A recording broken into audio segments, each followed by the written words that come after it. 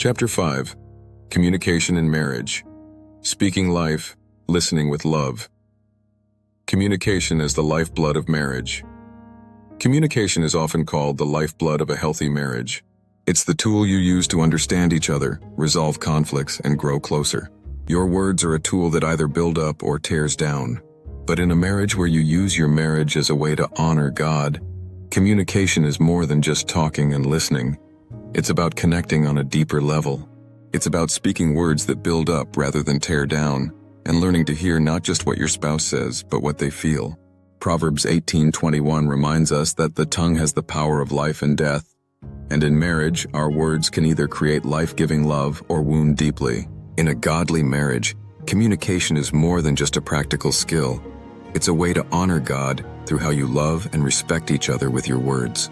It's about using your words to speak life, bring healing, and create an environment where both of you can thrive. There were times in my own marriage when communication wasn't easy. There were moments of misunderstanding, times when we spoke out of frustration or hurt, and seasons when it seemed like we were talking past each other instead of with each other. We were not trying to have communication issues, we just did not know how to communicate properly. But as we learned to communicate in a way that reflected God's love and grace, we saw how transformative it could be.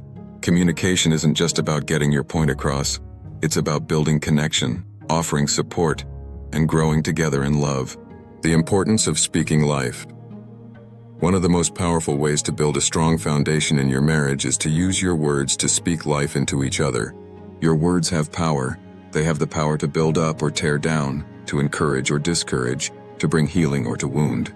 Ephesians 4:29 says, "Do not let any unwholesome talk come out of your mouths, but only what is helpful for building others up according to their needs, that it may benefit those who listen." Speaking life means choosing to use your words to uplift, affirm, and strengthen your spouse. It's about seeing the best in them and speaking to their potential, not just their mistakes. It's easy to criticize, point out flaws, or speak words out of anger, but speaking life requires intentionality. It means pausing to think about how your words will affect your spouse and choosing to speak words that build up rather than tear down. It is time for you to learn that you literally have to think before you speak to your spouse. Make a habit of reminding yourself to pause and think of how to speak life. Proverbs 16:24 says, "Gracious words are a honeycomb, sweet to the soul and healing to the bones." When we choose to speak life into our spouse, we offer them encouragement that nourishes their spirit and builds up their heart. Imagine the impact if every word you spoke into your marriage brought sweetness and healing rather than bitterness and hurt. A powerful practice to transform arguments. One thing that immediately changed how we handled disagreements in my marriage was this. Anytime I was frustrated with my wife, before I said anything, or before I responded to something she had said to me, I always said, "I love you." This simple phrase completely changed the dynamic of our arguments. Saying "I love you" before any other response does several powerful things. It refocuses your heart and mind. By saying "I love you" first, you're making love the foundation of your response rather than anger or frustration. It's a realignment of your heart to reflect God's heart, who is love, 1 John 4:8. It changes the tone of the conversation. When you lead with love, it's hard to follow up with hurtful words or actions.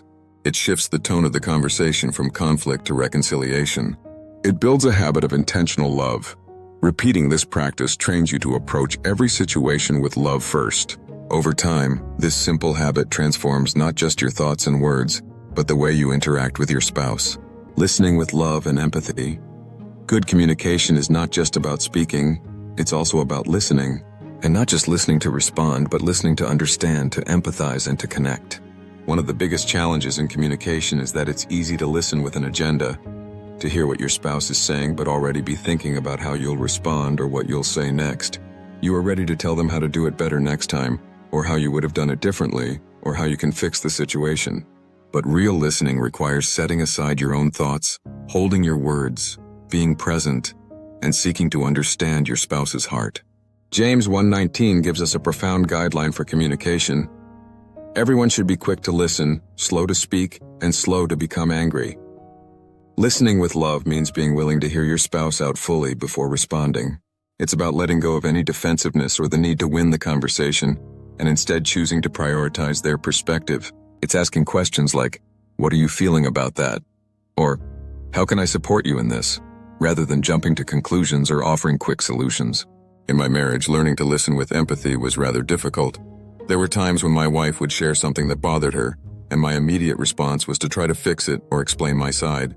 But over time, I realized that what she needed wasn't for me to solve the problem. She needed me to understand and acknowledge how she felt. She just needed me to listen.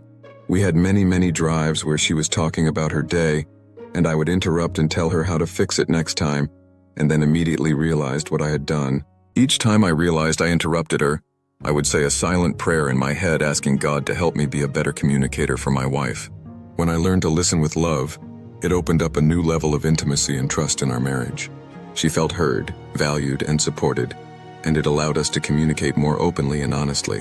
One thing that I started to do, and it took me years to learn this, is that when she is talking about her day, or venting, or telling me something that went wrong, anytime I absolutely feel like I needed to say something, I learned to ask, do you want me to listen or to fix? It was always to listen. Over time, I have learned I don't need to ask that.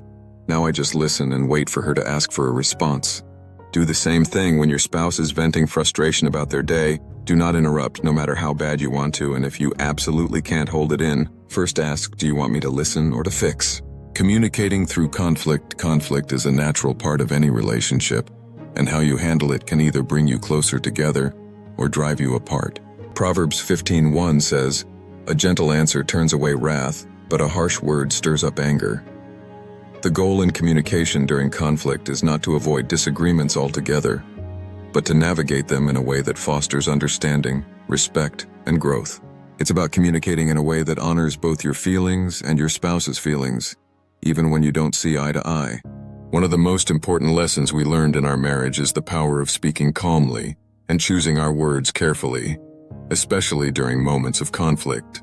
It's easy to let emotions take over and say things in the heat of the moment that can't be taken back. Words are like arrows. Once you release them, they hit their target, and you can't undo the impact. Proverbs 18:21 says, the tongue has the power of life and death. This isn't just a reminder to avoid hurtful words. It's a call to recognize that what we say can either give life, encouraging, strengthening, and healing, or bring harm, breaking down trust and connection. For me, one practice that made a huge difference was always starting with I love you, taking a breath and choosing a calm tone. This doesn't mean we no longer have disagreements, but we've learned to handle them in a way that respects each other and builds us up. We can disagree without wounding each other, working through issues in a way that strengthens our bond. It's not about avoiding difficult conversations. It's about approaching them with care so that our words bring life, not pain. Another change that helped us avoid misunderstandings was choosing to have important conversations face-to-face rather than over text. When you can't hear the tone or see the expression, there's room for miscommunication, and it's all too easy for words to be taken the wrong way. Speaking directly in person allows us to connect fully and ensure that the intent behind our words is clear, keeping our conversations honest, respectful, and focused on understanding each other. This is very important, so please pay attention. If you are having an argument or a disagreement with your spouse and you raise your voice, you are wrong. Period. Full stop. You do not raise your voice to your spouse, ever, no matter the situation. Even if they raise theirs first. You now know that your marriage is a form of worshiping God. So you now understand that your relationship with your spouse is a reflection of your relationship with God. With your new knowledge, you now know that if you raise your voice to your spouse out of frustration or anger, you are sinning against your marriage and against God. I can't stress this enough. If you raise your voice to your spouse, you are sinning. By reading this book, you are no longer ignorant to how your marriage is a form of worship. So with this knowledge, anything you do against it that doesn't nurture or uplift is a sin, and that includes raising your voice in anger or frustration. If you do that, catch yourself immediately. Repent and ask for forgiveness. Tell them you love them. Say a silent prayer asking for forgiveness, and realign yourself. Anything that does not build up your spouse or your relationship with God is sinful. There was a point when my wife noticed that every time I was frustrated or upset, I would start by saying, I love you. This wasn't something I had told her about. It was just a practice I had quietly decided to make into a habit and implement in our marriage. Over time, she realized it and mentioned how much it meant to her. I explained that starting with I love you wasn't just a way to soften the conversation, it was a way to realign my heart and mind. It's nearly impossible to say something hurtful or speak out of frustration when you begin by telling someone you love them. That simple phrase shifts the tone immediately, changes your thoughts, and makes it easier to communicate from a place of love and understanding. It made an immediate difference in how we talked through difficult moments, and it deepened our bond in ways I never expected. Building unity through words of encouragement. Encouragement is one of the most powerful tools in marriage. Hebrews 3:13 encourages us to encourage one another daily. This isn't just about saying nice things. It's about intentionally looking for ways to build your spouse up, speak life into their dreams, and remind them of their worth. It's about being their biggest supporter, especially in the moments when they need it most. When you make it a habit to encourage your spouse regularly, you create an environment of love, support, and unity. You reinforce the idea that you are on the same team, working toward the same goals, and building each other up in the process. Encouragement can come in many forms: a kind word, a note of appreciation, or a reminder of how much they mean to you. In my marriage, I've found that encouragement goes a long way in strengthening our bond. Whether it's acknowledging a hard day of work, expressing appreciation for something small, or reminding each other of God's promises, those words of encouragement create a sense of unity that builds a foundation for love and trust. The role of prayer in communication. One of the most powerful tools for healthy communication in marriage is prayer.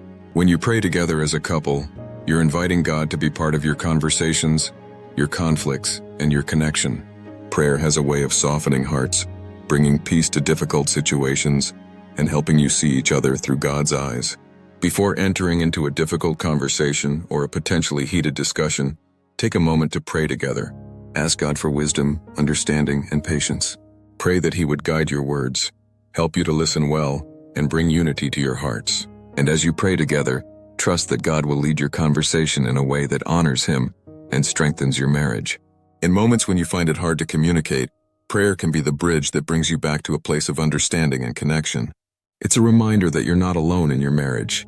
God is with you, guiding you, and helping you grow together, creating a culture of open and loving communication. Building strong communication in marriage is not just about having one good conversation. It's about creating a culture of openness, love, and understanding. It's about intentionally making it a habit to speak life into each other, to listen with empathy, and to navigate conflict in a way that builds each other up. And it's about inviting God to be part of every conversation, allowing Him to shape your words and guide your hearts. As you grow in your communication together, remember that it's a journey. There will be times when it's easy to connect and times when it feels more difficult. But the more intentional you are about speaking life, listening with love, and bringing God into your conversations, the more you will see your communication flourish, and the more you will see God to start showing up in your marriage. So make it a priority to communicate well. Speak words that build up, listen with an open heart, and let prayer be the foundation of every conversation. And as you do, you'll find that your communication becomes a source of unity, strength, and love, a reflection of God's heart for your marriage. Practical steps for building life-giving communication. 1. Start every difficult conversation with "I love you." When you feel frustrated, upset, or annoyed with your spouse, make it a habit to begin your response by saying, "I love you." This simple but powerful phrase shifts the tone of the conversation and sets the stage for open, loving communication. It realigns your heart and thoughts, making it much harder to speak from a place of anger or frustration.